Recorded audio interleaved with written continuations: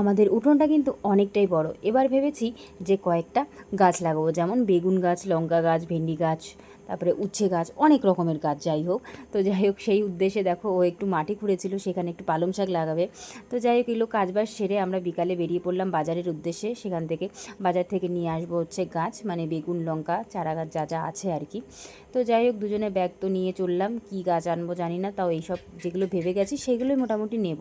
তো প্রথমেই গেছিলাম হচ্ছে একটা লোহার দোকানে, সেখান থেকে নেব হচ্ছে একটা কাঁচি। মা আজকে কাজ করতে গিয়ে কাঁচিটা ভেঙে গেছে, তাই বললো যে একটা কাঁচি নিয়ে এসো বাজার থেকে।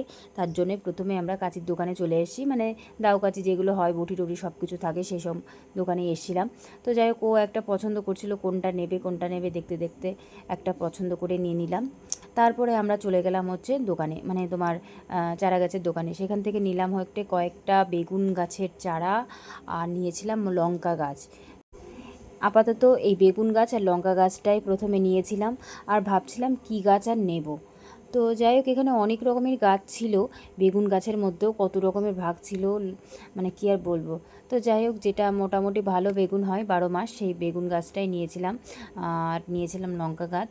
তো যাই হোক, এদিকে নেওয়ার পরে তারপরে চলে গেলাম আরেকটা দোকানে। সেখান থেকে নিয়েছিলাম হচ্ছে তোমার ফুল গাছের চারা, গাঁদা ফুল যেটা হয়, হলুদ হলুদ যেগুলো হয়, সেটা নিয়েছিলাম। তো যাই হোক, 6টা নিয়েছিলাম এখান থেকে।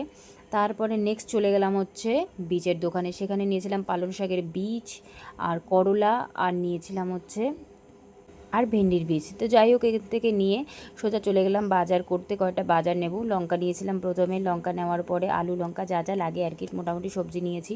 আর দেখো, কর্তামশাই তো মিষ্টি ভালোবাসে, তারপরে মিষ্টিই নিল। আমি বললাম আমি কোনো মিষ্টি নেবো না, তুমি জানি বা নাও।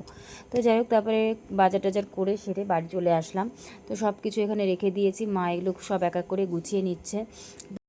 দেখা যাক সবজি বাগানটা কেমন হয়, আর তোমাদের সঙ্গে তো অবশ্যই শেয়ার করব।